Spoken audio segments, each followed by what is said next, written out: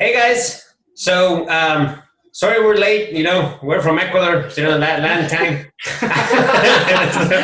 so yeah, man, I'm here with Chris Wolff, the big bad wolf. He is, you know, it's been a whirlwind since I met him.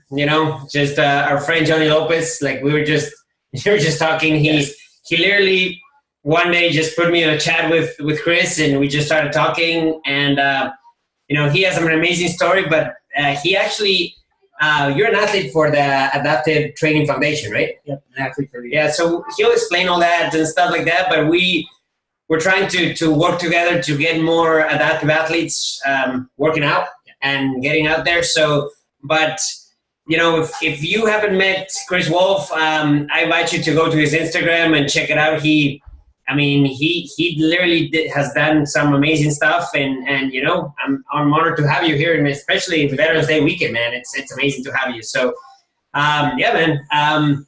My brother Carlos, you just met he's in Denver, and we're here in close to Patrick's Air Force Base, and we'll tell you all about our journey this weekend, which is shaping up to be interesting. So, yes. Hey, Chris. For being here, man. Yeah, Chris, welcome to Marketer Brothers, man. And this is the twin brother that is not a twin, but we look like twins sometimes. So, He looks older, though. Yeah, it does. I can see that. A little bit of this extra going on here. Yeah, right?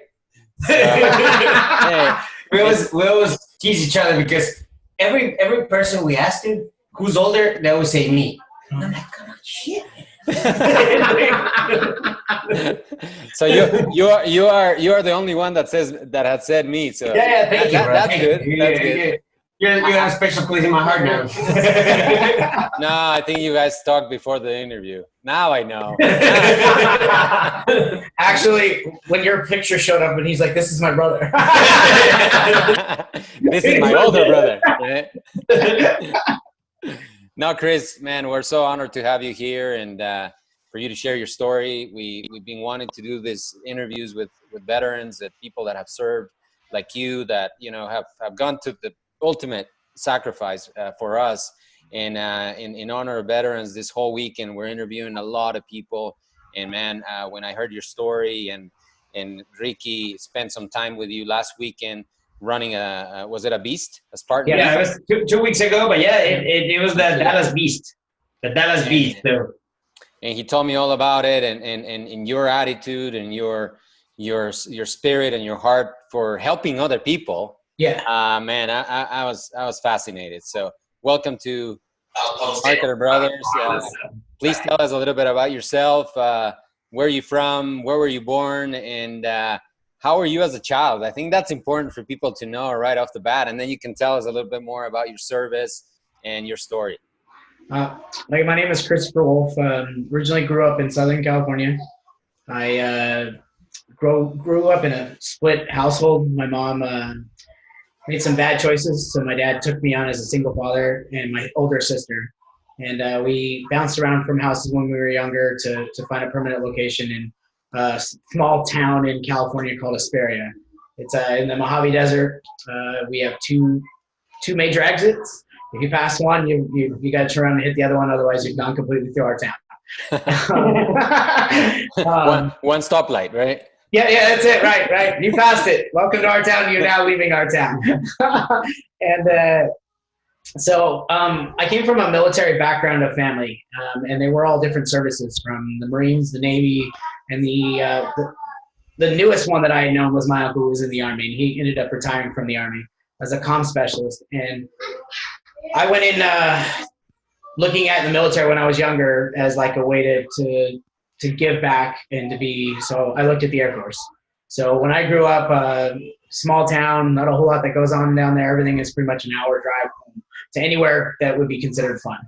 So did a lot of things that focused on, did some cross country in junior high, a little bit of track and field, but then started working for a fast food restaurant and just knew that was a dead end. And didn't see me going anywhere without having to leave this small town in Hesperia. So I, at the age of 17, signed up for the military in the delayed enlistment program. Looked at going to that, and the proclamation for me to leave was after my 18th birthday in March. Once I graduated high school, I would leave for the military January of 2002. Yeah, the beginning of January 2002.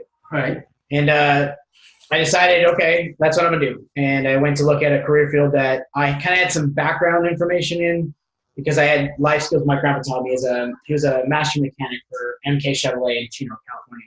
Yeah. So I did a lot of hands-on stuff with him, learning how to tear cars apart, put them back together, tinker with things. I was one of those kids that would, you look at a clock on the side of the bed and I'd be like, ooh, let's see how that works. And I'd take it apart and attempt to put it back together and ultimately have to go buy a new clock is what it came down to. But, you learn the ins and outs of electrical work and, a couple of electrocutions, but you're okay. Occasional twitch every once in a while. But that's how you learn. Right. That's how you learn. So I signed up for the military going into the delayed enlistment program my grandpa told me as a graduation gift, he was going to fly me out to go see my mom in Pennsylvania. And I hadn't seen her since I was, I think, 10 years old. So 8 years had gone by since I actually had some physical interaction with her. So I said, okay, awesome. That's an amazing gift. So I quit my job. I said, I'm done. I'm going to go with my grandpa, and then I'm going to ride this out until I'm ready to join the military in January. So we went on our way out there at the beginning of September. I spent a week and a half with my mom, and in the process, my grandpa said, hey, we have family out in New York City in Staten Island. We're going to go visit them. And I was like, okay, that's awesome. We're going to get some opportunity chance to see family I've only talked to on the phone. They've only ever flew out to California, so I'm going to see them. So we get to Staten Island, and as we're driving across the Verrazano Bridge, my grandpa looks over. This is September 10th of 2001. And my grandpa says, hey, kids, look at those two buildings over there. And I, to this day, still remember one had a green light, one had a red light at the top of it. And he goes, that's the World Trade Centers. And we're going to be there tomorrow morning for breakfast at the Windows of the World in Tower 2. So hung out with family, had a great family dinner, Italian family dinner, great food. We ended up falling asleep, and my grandpa, who's always prompt and on time, woke up late that night. Didn't think anything about it. Walked down to the train system, got on the subway to go down towards the ferry down there in Staten Island, got on the ferry and watched the first plane hit the World Trade Center. From the ferry. And then was like, my honest first opinion of it was this looked like a pyrotechnics. I was like, damn, Hollywood's getting good at this. That looks real. And then watching the second one hit and seeing what was going on and noticing that was something bigger than just two planes hitting a building. This was obviously an attack on our own soil. Yeah. And I made 3 phone calls that day. It was my mom, my dad, to let them know I was alive and okay, because the last time I talked to him that morning, I told them we were leaving for the World Trade Centers for breakfast. And I called my recruiter, and I was in the military 30 days later. Wow. I showed up to Lackland Air Force Base, Texas, got off the transport vehicle that we were put in, this bus, and we were greeted with as though we were unknown to them, that we weren't even Americans, because at that point we were at a threat con level that was to be more strenuous, because at that point we're trying to still figure out what's going on, if this is going to happen again. So we were scrutinized for who we were when our stuff was gone through. And the next day I woke up and we were full-fledged into training. And went straight from there to C-130 school, which is a Hercules C-130 turboprop airplane. That, all right, to my opinion, is the best Air Force airplane there is out there.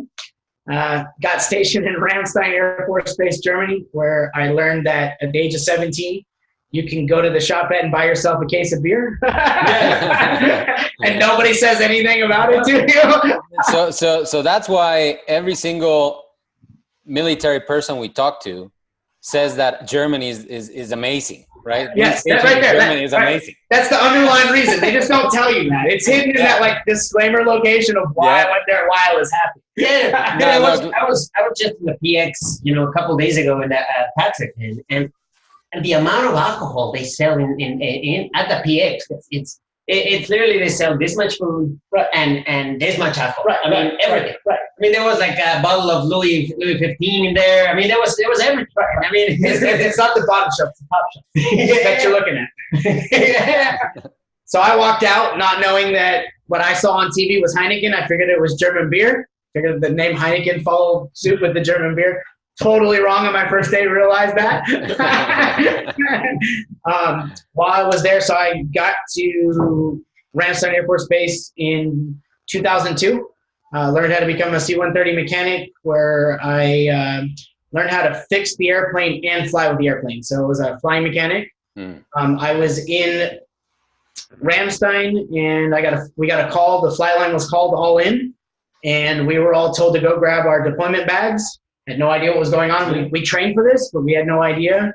We took our airplanes to Aviano, Italy, loaded them up with anti-tank missiles, flew them back to Ramstein, dropped them off, and flew to Grafenwehr, Germany, where we picked up the first ID. It took them the first wave of the first ID down to Little Iraq, where we waged war. I remember being in the airplane and having the switch being flipped to our comm system, and it being President Bush declaring war. So as we're flying over, the moment he got done saying the word war, we took surface to air missiles coming at us and flak and all that stuff. Right then. It was like somebody flipped the switch. Like, no joke. The moment, like, it was like waste. The moment he finished that word war, it was war out in front of this airplane. So you saw like story. No, this is original. Like this is when we went in 2003. Okay. And it was just the fact that the moment he made that statement that we went to war, it was like we're in D-Day.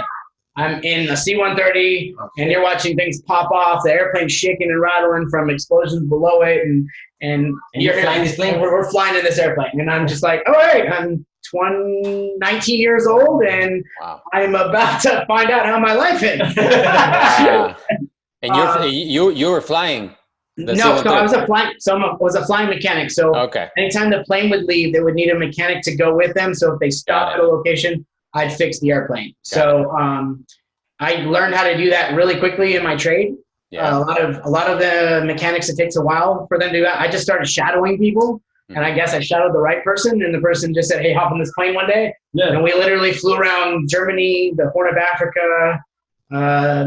Let's see, by the time I turned 20. No, before I left Ramstein, I'd been to 43 countries before I turned 21. Wow. And a lot of the only two places I tell my family that I've ever paid for was Switzerland to go snowboarding and Prague to celebrate New Year's. And did we celebrate? Sure. I bet.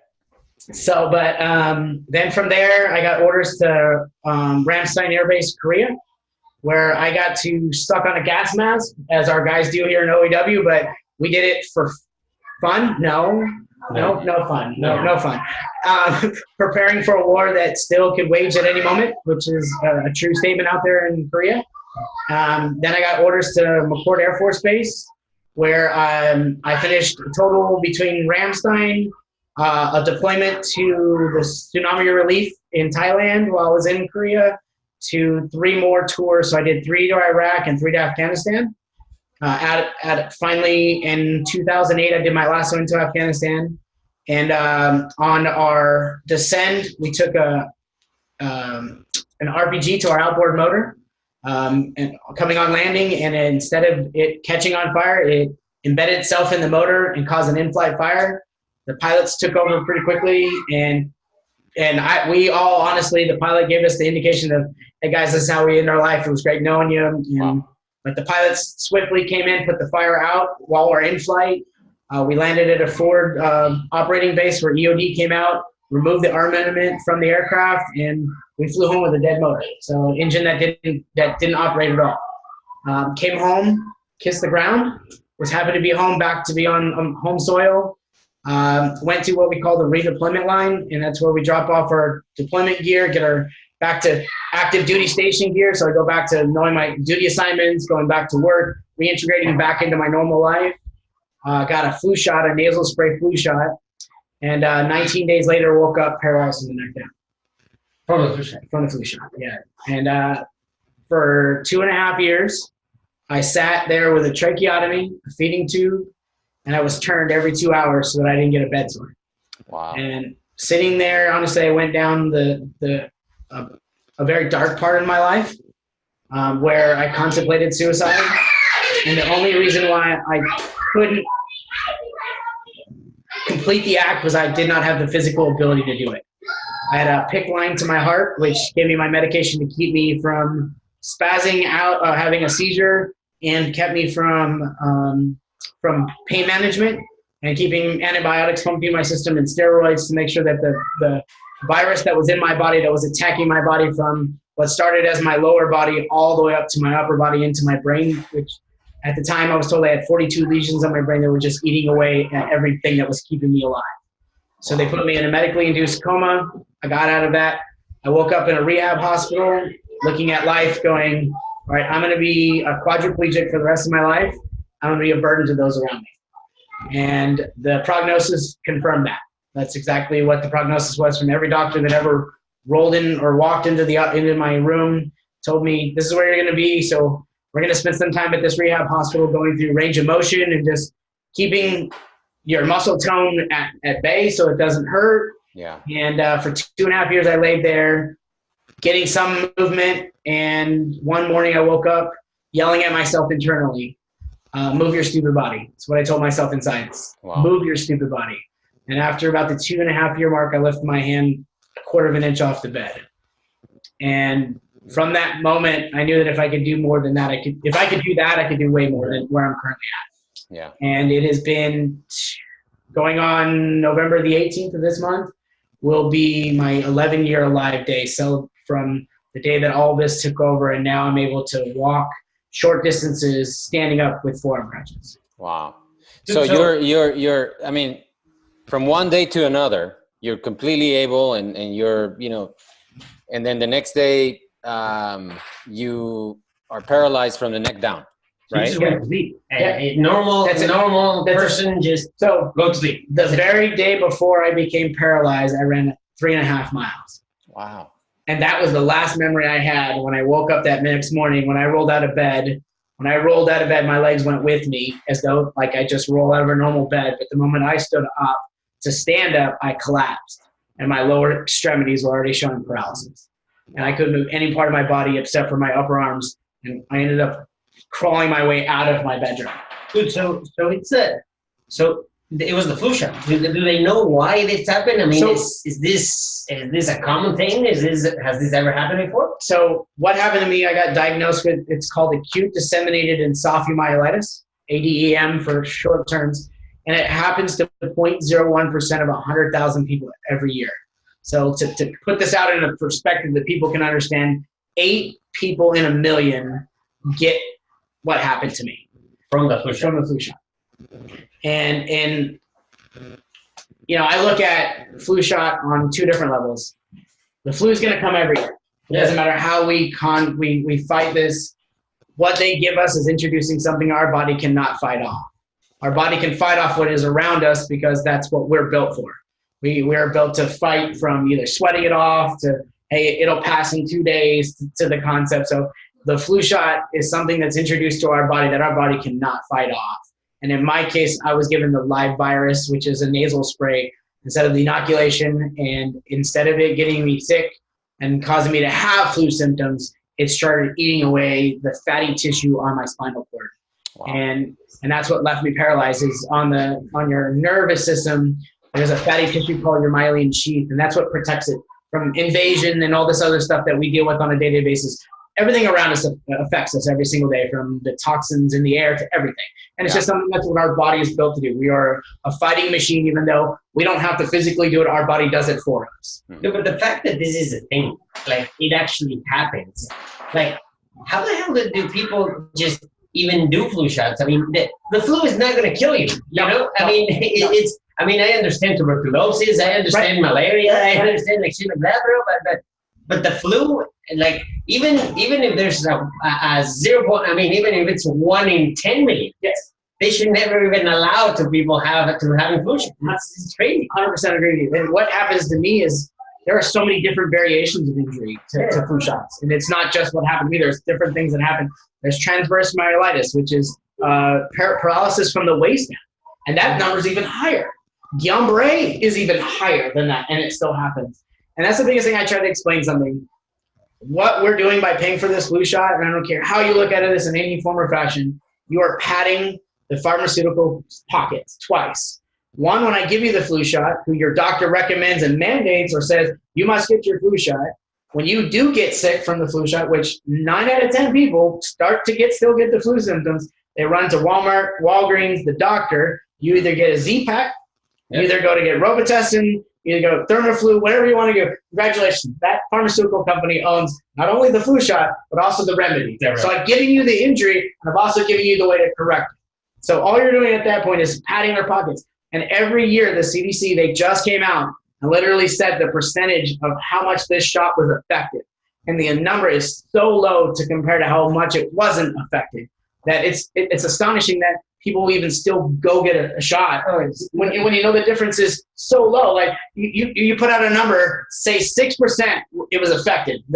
What about the other 94% that it wasn't effective? That number's higher than it was effective. I mean, 50-50, okay, I'll give it to you. It's a probability chance. Yeah. You know, 1 and 2, you know, that kind of stuff. But when the numbers 3 and 4 get hurt, like it's like this makes no sense. But the pharmaceutical companies have done such a good job at this that some people think you're crazy for not having a flu shot. Like straight up, I've been told like, dude, you need to get a flu shot. You need to get a flu shot. You need to get your kids a flu shot. And I'm like, really, man? Yeah. I mean, I just don't want to get a shot or something that's just gonna give me the sniffles for a couple of days, man. You know, but now that I know this, I mean, dude, this is just crazy. And don't get me wrong, there are diseases out there that we have eradicated, polio, things that we have proven the fact that it has happened. We have eradicated it from vaccines because we created it. But the fact that this thing has to be recreated every single year is the biggest thing it comes down to is the same flu that you got is not the same flu. So say we are in the same, you sneeze on me, I get it.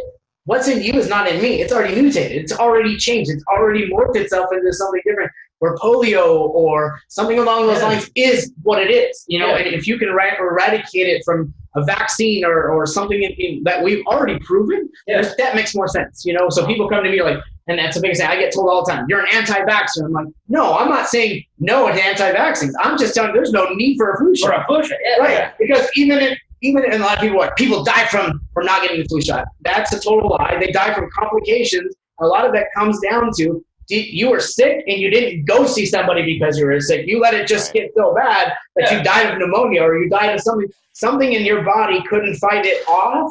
So now you have to go get something. Well, why introduce yourself? At that point, you're already giving yourself the loaded weapon. Yeah, I mean, you're already sick. Yes, go to the doctor when you're already sick. But why? It's like, you know, this weekend we're jumping off perfectly good airplanes, you know, but there's a reason for that. But why would you get yourself sick when you're completely healthy? It's like knowing your parachute has holes in it. Yes. I'm going to go jump out of an airplane. And then you jump on an I know it's got holes in it, but the probability of something happening could be this. But it's still got holes. That's the underlying thing is it's still got holes. Yeah, that's nuts. Wow, Chris, that's crazy. And the thing is too that many professionals are required by their job to get a flu shot, right? Right. So it's to that level too that, look, if you're a nurse, if you're a paramedic, if you are in any profession that deals with injured people or sick people, you're required to take a flu shot. So, but then the concept comes down to: are you required because your exposure to somebody who could have it, or is it because the doctor who's saying you must have it? If you're in, you know, say you're the doctor of this hospital, you're the director. What is he getting in return, or what is the hospital getting in return for having, you know, this company's flu shot in the hospital? Yeah. You know, and I know in a medical field, you're in contact with everything else, but you're in contact with blood more than you are when it comes to everything else. Yeah. And we protect ourselves against that. We've got gloves. So a lot of my friends who are nurses are told, well, if you don't get it, you got to wear a mask. Fine. If that's the downfall, I'd rather take a mask because then they can just take it off, throw it in the trash, and go home. You know, I don't have to worry about the possibility of looking at paralysis or looking at. I mean, there's a girl who got a flu shot for the Washington Redskins, and she got what's called dystonia, and it is no joke that she can't stop having tremors while walking slowly. She starts having body tremors that she can't control, but if she walks backwards, it stops.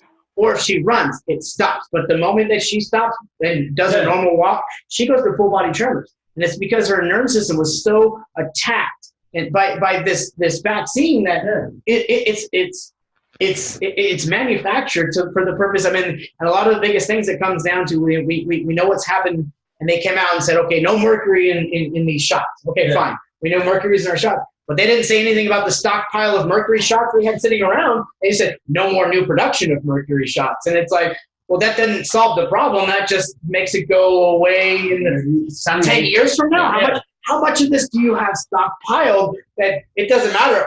And they're all happy to oblige by this rule of no mercury. You're like, yeah, that's new production. It didn't say anything about old production. It didn't talk about my stock that's sitting in here.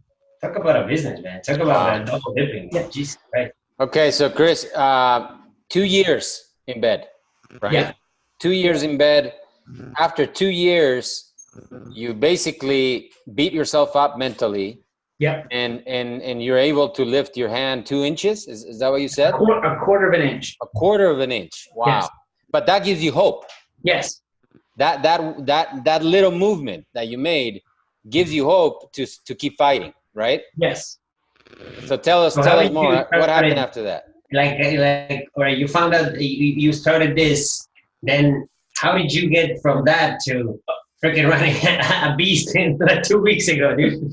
So laying in a hospital bed, lifting my hand a quarter of an inch off the bed, like the look on the face, not my own, obviously I can't see in the mirror, but the look on my face of my nurse seeing that happen in front of her, like at first she thought it was a spasm, but she saw me do it again and it was just like, all right. From there, what they did is they started introducing electrical therapy, and that is to fire off the muscle belly with an electrical source to get it to fire off more. And what that did, honestly was very painful in the outcome of everything. Not now, but at the time, because what that did was open up nerves that didn't have connectivity. And I went through the worst pain stage of my life. I went from every narcotic all the way to methadone. And just to get the pain to go away, but I knew that if I had that pain, that was a sign of something. Yeah. And I would feel the pain radiate from one side of my body to the other. It's like, all right, so trying to break through that was one big barrier that I had to get through. Once we were able to get my medication under control, they started doing a little more electrical therapy. And what I got at first was just movement in my left hand. So I was able to start slowly with the electrical. There's a glove that fires off, and they'll put the electrodes here and fire it off where it would squeeze it. And then eventually they would have me hold onto a ball, and that ball would squeeze, and I would start to get muscle tone in the hand. And then they did something that I honestly would have thought would have been something from somebody's like brain, like experimental stuff. And it was, once I had my left hand and I was able to do motion with my left hand, I had nothing on my right side. I would be able to lift it up, because once I did therapy, it's weird that the body knows how to correct itself when one side strengthened, the other side gets strengthened. And it was just weird to do that. But with this motion, it's actually more than just muscle belly. It's nerves and everything else that go along with it. So what they did is they stuck my left hand into a box. Okay. And in between this is a mirror that mimics the other side. So they slid my other hand in the other side and had me squeeze my left hand. And we did it for 2 days. And I was like, this is a joke. Like, this makes no sense.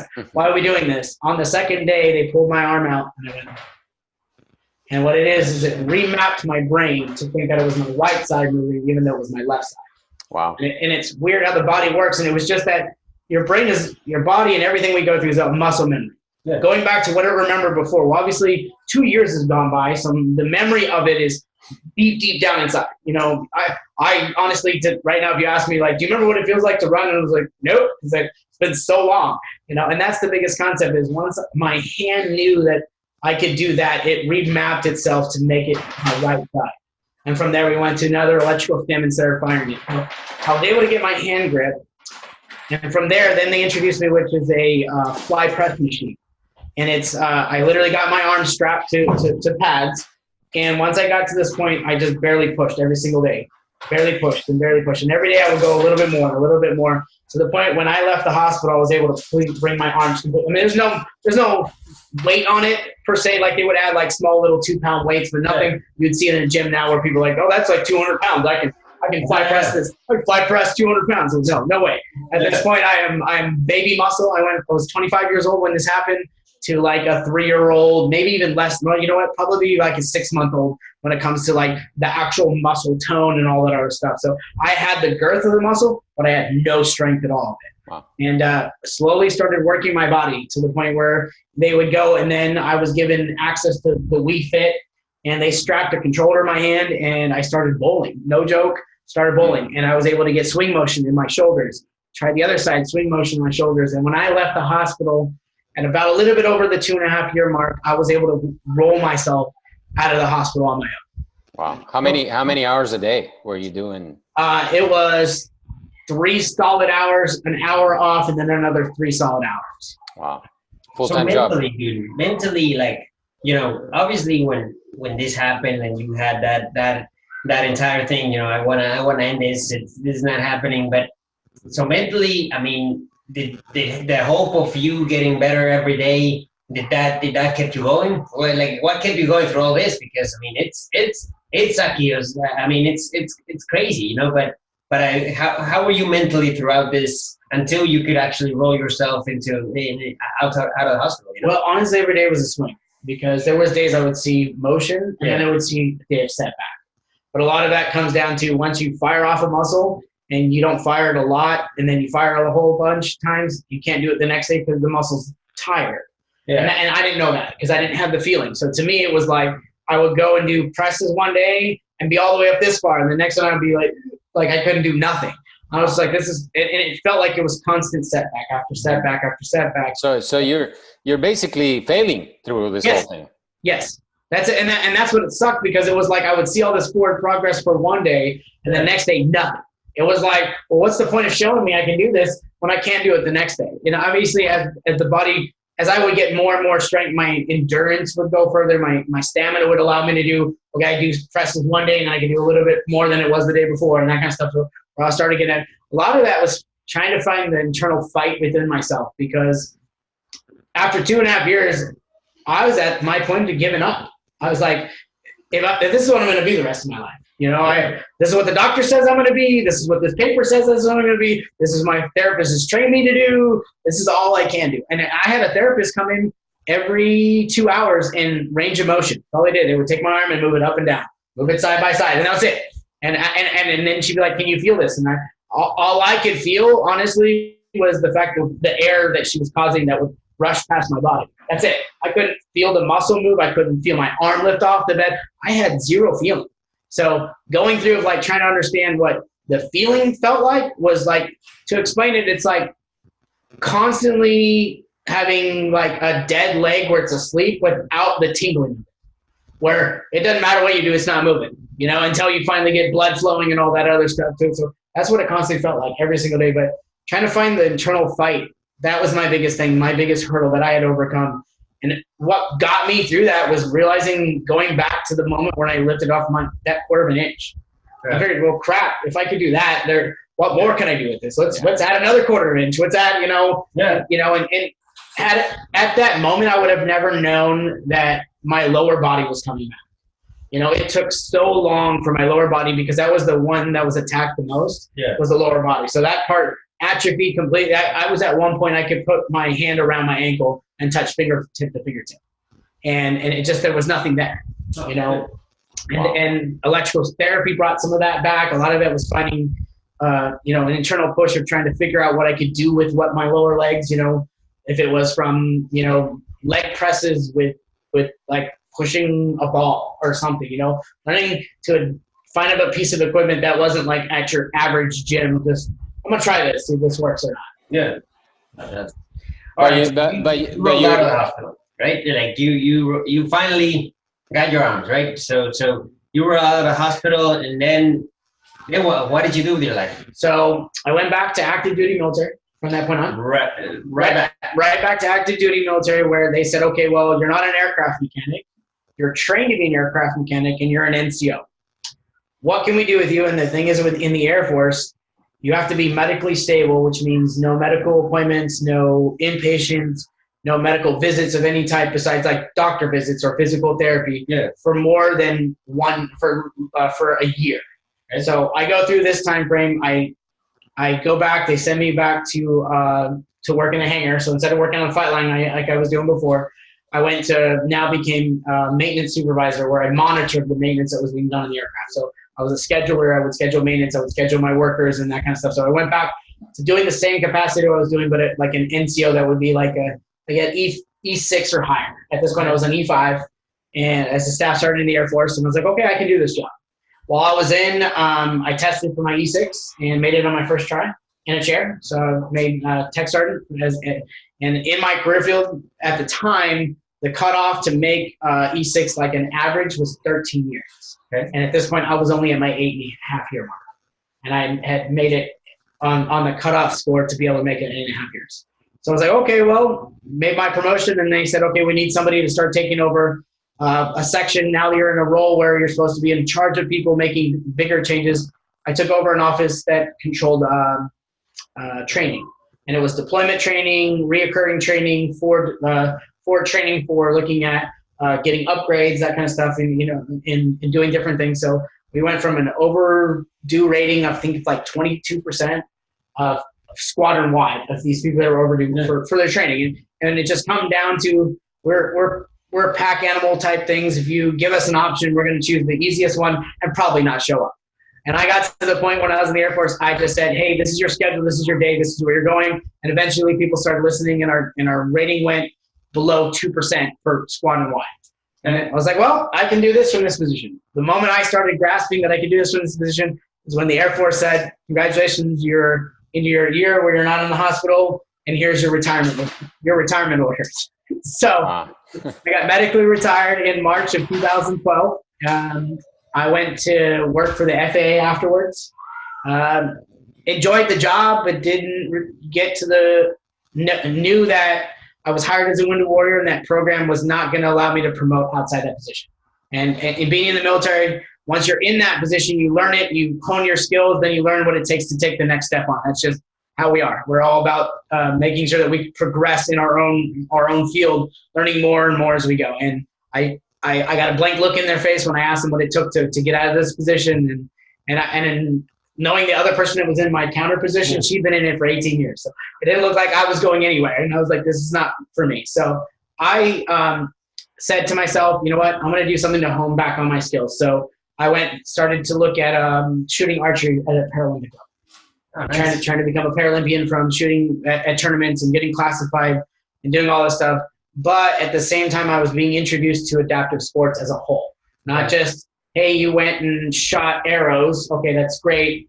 But what makes you different when it comes to adaptive is taking something that is considered norm, modifying it, and doing it for the injury which you have or your current limitations. So my first introduction to adaptive type outdoor sports was skiing.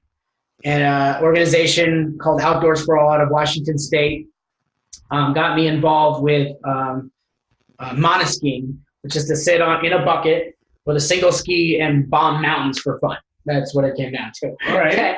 And it was fun. I ate a lot of powder from it either coming off the ski or, I don't know, maybe rolling a couple times down the hill. But hey, at least it's snow. It's like water, just frozen.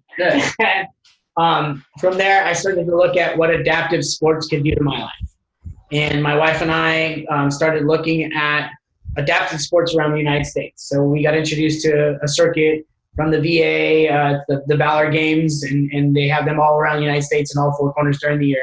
And it is adaptive sports where you compete with people close to your injury level, from everything from weightlifting to rowing. I mean, it's endless what we can do. What I love about the adaptive world is, give me something that's considered in the able-bodied world, give it to me somebody that's in the adaptive world, and you're going to see this person work, in my opinion, harder than this person, because what they're going to do is going to push their limitations, where this person's just pushing to the point where they train to. Where this person's giving everything they've got to, I train to this level.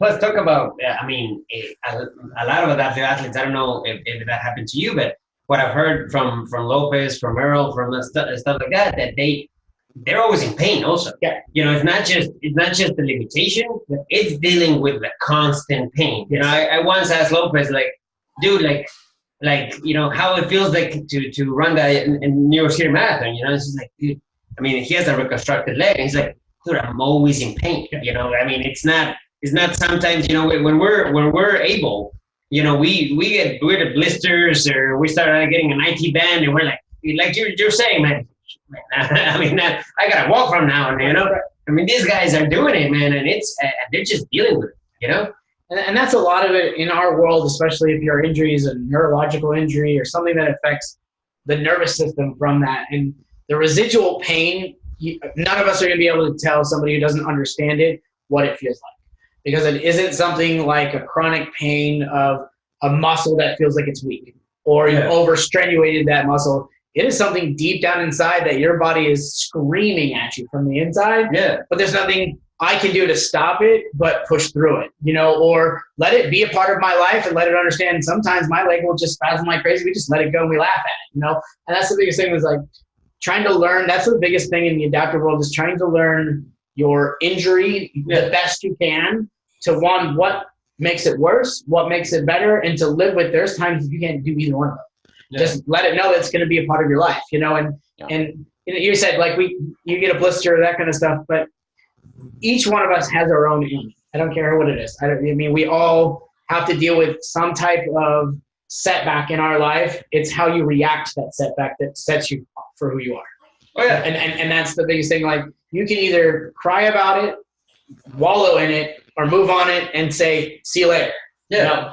Yeah. Well, like Amanda Sullivan, she said something to me in the goalie, in Spartan, that she's like, are you going to focus on the darkness, or are you going to focus on the sun that's going to rise the next day? Right. It's up to you. It's really up to you. I think the biggest thing that I live my life by is the understanding, and you said it in your quote up with me, is tough times don't last, tough people do. Yeah. And I heard that from a UCLA Bruins coach that gave it as a speech to his winning team in the 90s.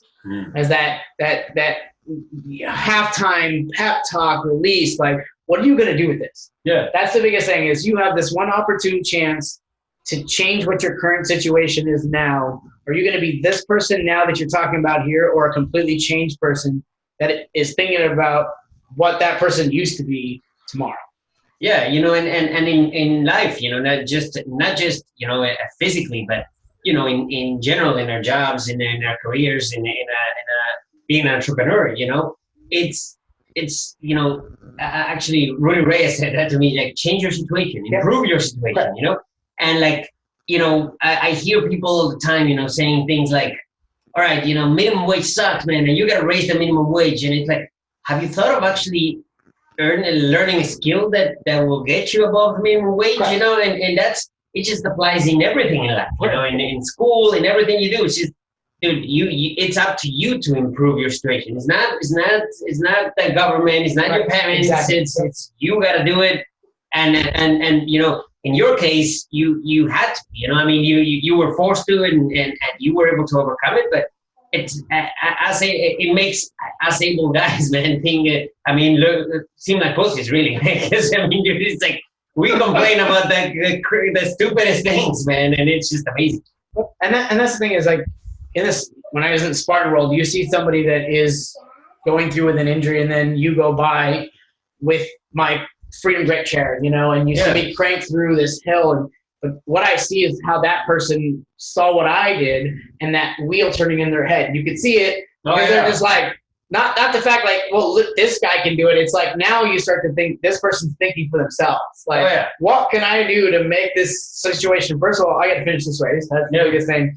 This I can put behind me, because it's going to end once I cross that finish line, because whatever's causing this injury, I'm not going to be forcing down pressure on it, so I can go rest. And that's the biggest thing, like I said, with Amanda Sullivan, the same concept. Like, you're going to be in the dark part of life, or you're going to be where the light is. Yeah. And I got to see my first race with her at Loft. Okay. And just seeing her seeing her push through that was just like, whoa. Like, oh, dude, this girl, man, and I became friends with her in the Agogi, and dude, she's saying, all right, I gotta do this 60-hour no sleep race, and she's saying, what keeps me through it is my unicorn duct tape. Right. Like, she takes the crutches and tapes unicorn duct tape, pink duct tape, to her crutches, and she's like, that's what keeps me going, dude. And she's doing miles and miles and miles of these crutches.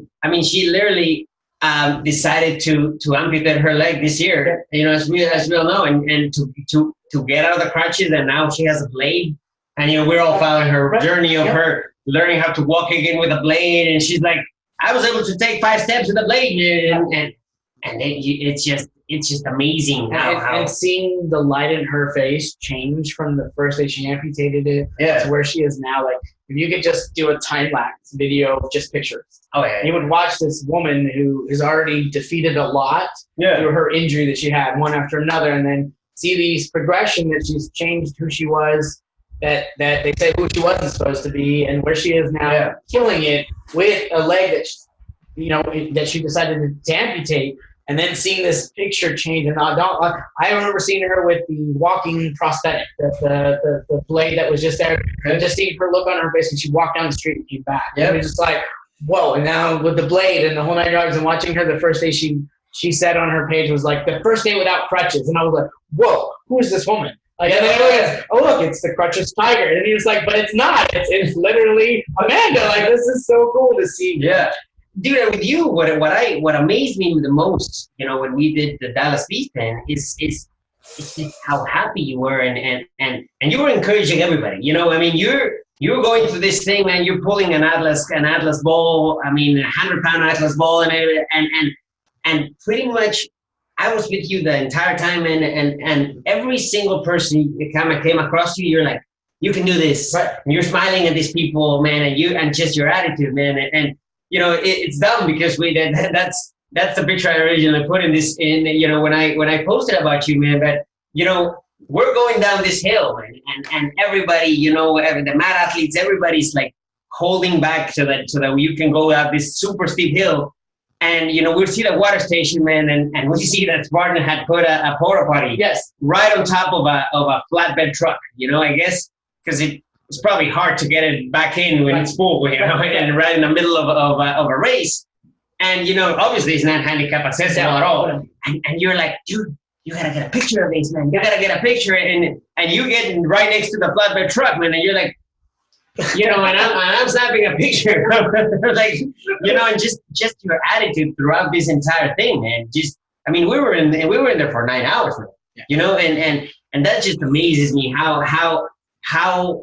you have that positive attitude, and then I get to meet your amazing family, and your children, and just how positive they all are, and how you are with them. It's just amazing. And the biggest thing, like with OAW, their commitment to make sure that they honor, empower, and motivate. Yeah. And that was my biggest thing. Like, people tell me all the time, you're an inspiration. I don't tend to be an inspiration. And you'll talk to a lot of adaptive athletes and people with injuries and that kind of stuff. I'm not out here to prove to anybody else but myself that I can do something. That's the first thing it comes down to. I want to motivate somebody who's sitting where I was 10 years ago to see that I'm doing this now. And I want to motivate them to let them know that there's something out bigger than themselves right now. It's out there. You just have to find it. And whatever it is, from a Spartan race to you becoming scuba dive certified, skydive certified, if there's something that's out there that maybe you wanted to do prior to your injury, or maybe you were born with this injury. Yeah. There's nothing in this world, and I tell this all the time, I hate the word I can't. And I got told a lot by the doctors, you can't do that, you can't do this. And this is what I tell a lot of people. When the world tells you you can't, tell the world to sit back and watch from what I'm about to do. Yeah. And doing that allows me to understand that there's nothing out there in the world that I can't do. I don't care what it is. The way that I'm going to look at it this way is, the way you say I can't do it, I'm going to do it some way or another that benefits me. Even I have to modify it to the point where it looks like I'm bubble wrapped from head to toe to do this. And the reason why I'm bubble wrapped, or whatever it is that I am, is for my safety, so I don't hurt myself anymore, because I know that I can push myself past my injury that I currently have and do damage and reset myself back to day one. I know that. But what I can do is realize, okay, this harness or this rope or something that I can do to put safety as the forefront in front of me, I'm going to do that first. That way I know that I'm not going to go backwards. I have to understand that. Yeah. Going backwards is the worst thing I want to do. Yeah, I want to move forward. I get with doing Spartan races, I can twist my leg and then be down for a little while. But I'm still going to push this part of my body, not the side that's twisted. I'm not going to stop. That's the biggest thing. Dude, you'd be surprised how many people, I follow the whole Lopez thing, and I try to Lopez people into a Spartan races all the time, and and you'd be surprised how many people just tell me, oh yeah, I gotta train, I gotta be in shape for this, and it's just, and I see people in shape, I mean, and coaches in my gym, man, that are like, no man, I'm not in shape enough to do a Spartan race, man. And now I have your videos, that I do myself. So I just take out the video, man, and you're like, check this out. And I tell everybody the only thing that's a shape is a circle, and you're not a circle. Yeah. It's not. You're not a square. You're not a triangle. So when you say you're not in shape, like you're not a square, you're not a circle. You're not a rectangle. That's a good one. But that's what I want to answer people. I'm not in shape. It's like, well, circles aren't doing it either, or rectangles aren't out there. There are people doing this, and I know people that have seen a sign from the side of the road that said Spartan Race, and they showed up in Chuck Taylors or something that they were not prepared to do a race, and they're out there doing it. There's nothing that stops anybody. Yeah. And I think the biggest thing is if you can get past this, which is the biggest barrier in our world, to let yourself know that what you're about to do is not just bigger than you, it's bigger than yourself, because what you can do is show somebody else who may be at the level you're at that you can do it. Why can't they? Yeah, and actually my brother and I have been kind of trying to start a movement called No Excuses November, because it's just people are making excuses about everything, from their work to their fitness to their nutrition, and that's exactly it. And I mean, it's why put an excuse on something? Actually, Lopez told me a lot of that, because one day my left hand, with Spartan, I actually had to start using my left hand because you're used to always being a righty, Right. And I literally told Lopez one day, man, dude, I can't write, I can't do anything with my left hand. I think I actually told him, dude, I can't even wipe my ass with my left hand. And he's like, why not? Just put a sling on it. Put a sling on your right hand, and just use your left hand for a month, and you'll be able to do everything, man. Dude, I've told probably that to 20 people in my life, throughout my life, and everybody's like, oh yeah, man, your left hand, that sucks, man. And Lopez, the one-arm man, one arm, one hand. yeah, he's like, dude, just do it. I'm like, okay, man, it just puts the whole perspective in there. You were talking about how my kids are involved in everything that goes, and I have 3 beautiful kids and a beautiful wife. So I have a 9-year-old. Her name is Carly. She's loving Taekwondo, killing us Taekwondo. My 4-year-old, also in Taekwondo in their total program, loves every bit of it. Is my carbon copy of me when I was a kid. And then I have a younger baby boy, Patton, and he's almost 6 months old, coming here in the middle of this month. And my daughter got introduced to another amputee who's also Lopez's friend, Norby. Okay. And Norby has an amputation, and she spent the whole 2 days tucking her arm in her sleeve. She wanted to know how Norby lived his life. Okay. Because she's like, well, I have 2 arms. He has 1. He's had it amputated. How do you live that lifestyle? She said, do that for 2 solid days. She walked around the house, arm tucked in her shirt, to realize what it was like. And you could see the thought process with her head was, okay, well, obviously opening jars different and opening doors and doing these other things, but she started to adapt her own body without even thinking about it. Oh yeah. And it just comes so natural to us when even in this, industry, when in my side of it, when you start to do stuff from a chair, things that are higher, you use broomsticks, you use something to get what you need to.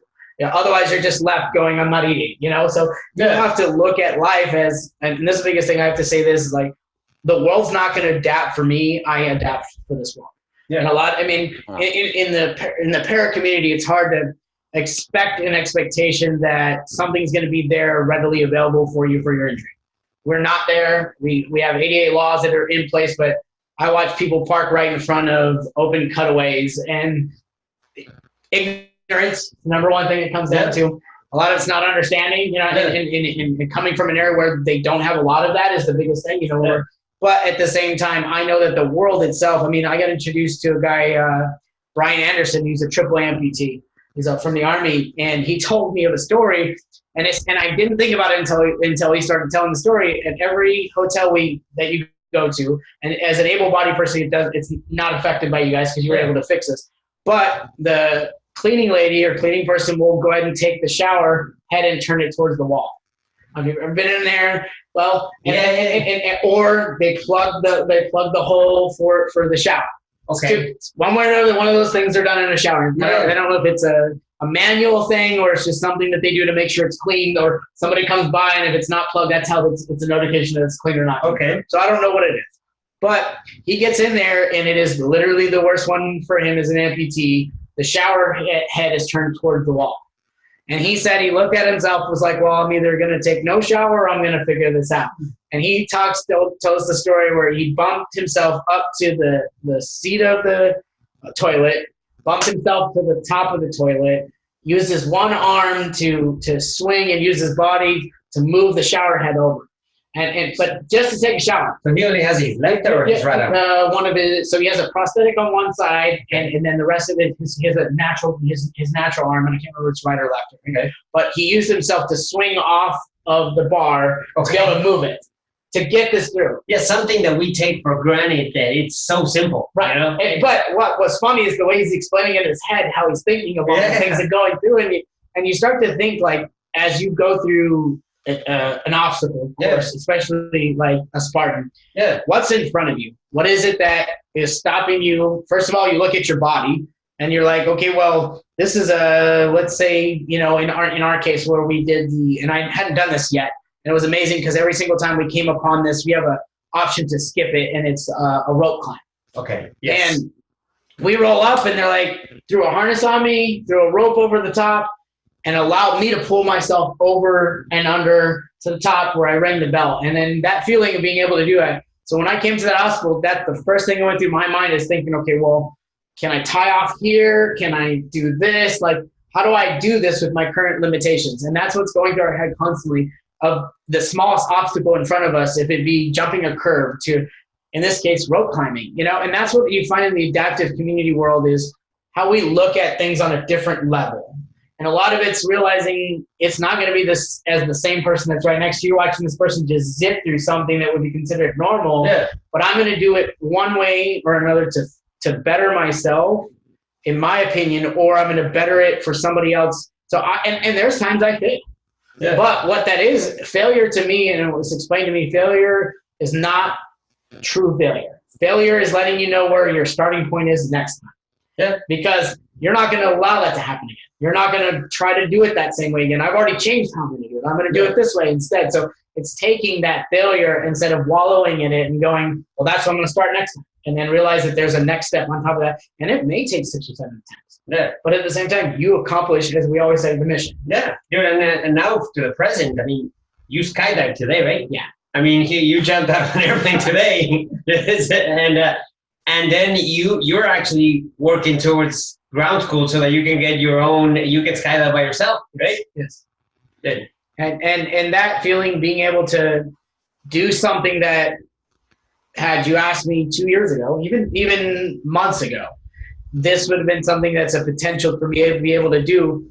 I look at myself now with knowing this is a possibility now, where it used to be a dream or, oh, I'd love to do this. It'd be something that's on there. Being able to do this now, but looking at what it's going to take physically for me to break my limitations, but what that's going to open up me to be able to do. So I can be on the road in a state and drive by where it says, skydive I-35. I'm going to go skydive I-35, and that's what I love about what we do is seeing once we have made these changes in our own life of taking those changes and adapting and using them not where our current home is, but using them somewhere else and pushing our limitations or going and seeing a new adventure that now I have this potential, but what I love the best is that person that's on the sideline seeing this, seeing you do something. And I mean, literally, I got contacted 2 days ago on my drive down here. And a guy's like, dude, I'm super jealous about what you're able to do. And I'm like, join us. That's what my answer to him was. Exactly. And I was, and he like looked at me and he's like, what do you mean? And I was like, there is nothing you can't do. Join us. Come be a part of this. Do something where you can do the same exact thing that we can get a guest show over. So Zoe just showed up and lay in the bed. So if you guys see shaking, Zoe, let him sleep. And and that's the biggest thing is taking what we have in our life, introducing new people to it. And that's the biggest thing. Like it takes an introductory to something to change your life. I don't care how it is. It just doesn't show up on your lap. It's just not. But seeing it either from a distance or being a part of it allows you to start a stepping stone that will change your life forever. But what it's also changing is those around you. And you may not be directly trying to do that, but just letting you know that there's bigger things than just yourself. And you gotta be the light in everything, yeah, right? I mean, it's not. I mean, you are being the light in that, and we all. I mean, everybody can be the light in their own community. You know, just be the change. Yeah. You know, I mean, stop complaining. Be the change you wanna be. You wanna have in the world. You know, if you have empathy. You know, and it's not. You don't have to have suffered. You know, something like crazy like you have, but all of us, man, all of us can be an inspiration in our community, an inspiration to our kids, an inspiration to our co-workers. Just be somebody that you know. One of the things that changed me a lot is you know, this saying. I have two daughters, and it was like, you know, close your eyes, think about your daughter dating somebody like you. And did you smile? Change. Yeah, you know, and it's just, be that example, man. Be that example for your people, for your friends, for your community. You know. And the biggest thing is understanding that not every single day is going to be the best light of who you are. Yeah. There's just days that you're going to go through a rut. There's going to be setbacks when it comes down to. It's the concept of understanding what it currently is. Don't unpack. Yeah. That's it. Like, deal with it when it comes. Just don't unpack and stay there. Yeah. But if you unpack, you're there. Like, that's going to be you. That's what's going to define you. Yeah. And a lot of people ask me, like, oh, what do you do with your chair? Or what do you do with that? And the best thing I explain to them is I don't let the chair define me. I define the chair. Yeah. You know, I spend my time in a wheelchair, but this is just my means of getting around. This is not my life. This isn't, you know, I can live without it. It would be a different way of getting around. I definitely would figure out a different way of living around it. Dude, I've seen you flip a tire. Yeah, I've seen you get out of your freaking chair, man. Get down there and flip a freaking Yokohama tire. Yeah. So, it was just some random tire on a trail. It was just sitting on the side of the road, and I was like, this doesn't look like it's in the right place. I need to move it over there. And it just happens to be mile 15 right. after 8 hours. Don't worry about that part. Sure. No, Chris, I'm quietly listening because I'm fascinated. And a lot of the audience that is going to watch you in this interview is business owners, entrepreneurs, you know, and many times Ricardo and I see so many people along the way that get started in a business or are already in a business, and that they get derailed by small obstacles that they encounter. So I thank you for dropping so many truth bombs along the way. Yes. About look, no obstacle is permanent, number one. Correct. And number two, if you focus on the solution and you take it one day at a time and think about improving on a daily basis, because you've been on a journey of improving yourself, not only mentally, I can see, but physically, right? Yeah. Most of us don't have to worry about the physical part one bit, right? If you want to go to the kitchen and grab a cereal box and pour some milk in it and stuff like that, I mean, we get that done like that. But in your case, it's a lot more of a process, right? It's an adventure. Especially if they put the darn cereal on the top shelf, right? Exactly. Darn kids trying to keep it away from me.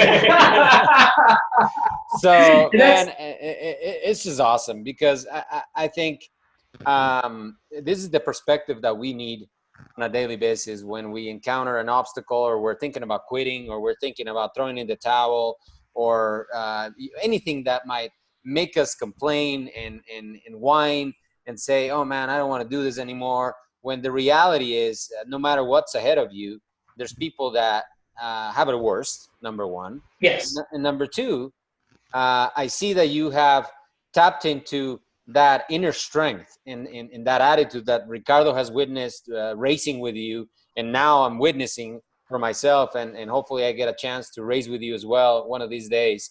And because I think that everybody should get to experience something that they've never tried before, right? 100%. Everybody should get out of their comfort zone and try something that they're fearful about, that they're not ready for, right? Because that's really the biggest way out for people is like, oh, I'm not ready for that. Right. I haven't trained. Right. I haven't prepared. I don't have the right shoes. I don't have the right equipment. I don't have the right haircut. I'm ugly. I don't want to be on camera, right? Or whatever. Right. So, right. man, it's leadership at its best, because to me, leadership is influence. Correct. And you're influencing so many people with your example. I mean, you're influencing us to have a better perspective, and just be happy with what you have, and just try to be a little better every day. Right. And the biggest concept when people ask me, like, what goes on, like, you start thinking about it, like, today's not my best day, but I can guarantee it's not my worst. Yeah. And I can tell you my worst day. I can recall it from the moment it happened to what's going on. And then you look at somebody else, and like you said, like, somebody has it worse, But what I love about when you look at somebody having it something worse, look what they're doing with their life, with what's worse. And you're watching them do something that honestly defies life.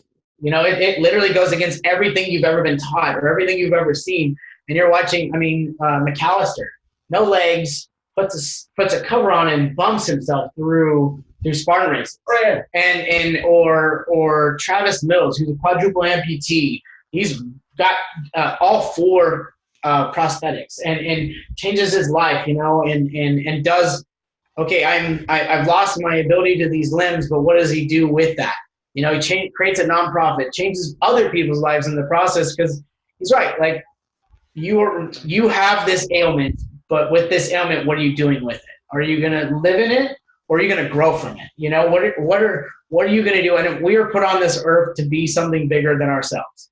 We're to influence. I don't know if it comes down to for us to influence our own children to be better than who we were. Yeah. We obviously take what we grew up with as granted, like, oh, I wasn't offered this, and we try to offer that to our kids. It's just in us, because we felt like we missed out because we didn't have this, and now we just find out we're just spoiling the crap out of them.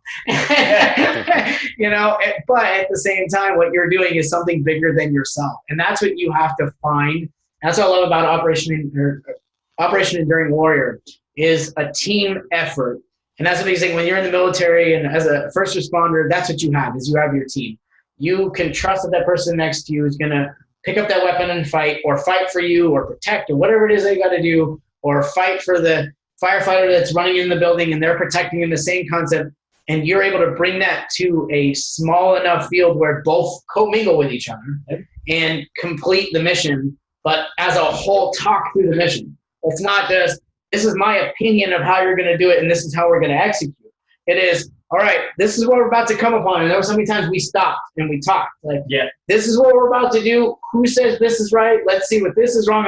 And we tried one way, it didn't work. And we did something else. And they came up on the arm over arm line. Yeah. And it came down to, okay, let's take his harness. And then we looked at the harness. We're like, well, that's a pivot point from here. And then we're like, we need somebody's belt. And somebody took their belt off. And the team, we worked together for me to be able to get to that end of that and ring that bell. But the look on everybody's face when I finished, it wasn't just me finishing. That's what I think, like, a lot of people see that concept. We as a team finished. Oh, yeah. Even having our MAP athletes go through with a gas mask, and don't get me wrong, they're stuck in life. I commend them for the fact that they even want to put a gas mask on, because even in the military, the moment we could take those off, we would chuck them. But the fact that they leave them on for the moment of that race to behind closed doors, to the point where behind another closed door, they take it off and then they're able to breathe on their own. I love the fact that their disability is the gas mask.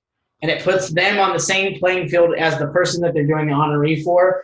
I can't turn off my disability. They can't take off theirs. So we can now be at the same playing field where somebody thinks, well, this guy's paralyzed and you're able to walk on your two good legs. Like, that's not the same. No, it's worse. But at the same time, you use each other's disabilities and limitations to accomplish a mission together, looking at it as a whole, not just this step we got to get past. It's like, all right, this is what we're up against, and this is how we're going to defeat it. And when you cross that finish line as a team, the feeling of the execution, the mission complete, the feeling of being able to say we did this as a whole, not I did this. It is we, the team, the concept of understanding that we got here, we conquered this, we go home as a team. Yep. That's awesome. What do you guys have planned for the weekend? Well, let's go. What does Florida have on the plans for the weekend? Yeah, so we drove up here with I drove with my family, everything to weekend camp at Patrick's Air Force Base. Chris is there with his RV and everything, but Lopez called me and he's like, "Dude, it's gonna rain tomorrow. We're going back to Fort Lauderdale."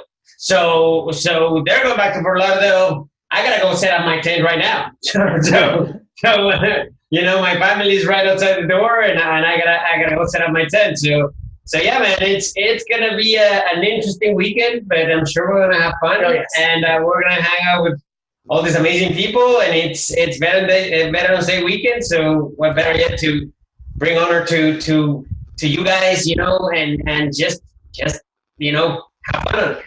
And with OAW, I think our biggest thing, we've had a lot of growth during the obstacle course, the obstacles of the race, but I think our biggest growth was the in-between. Yeah. The talking through, the looking at what it takes to get to this, especially this weekend, like change after change. It's like, bring it. Like what? Rain? All right.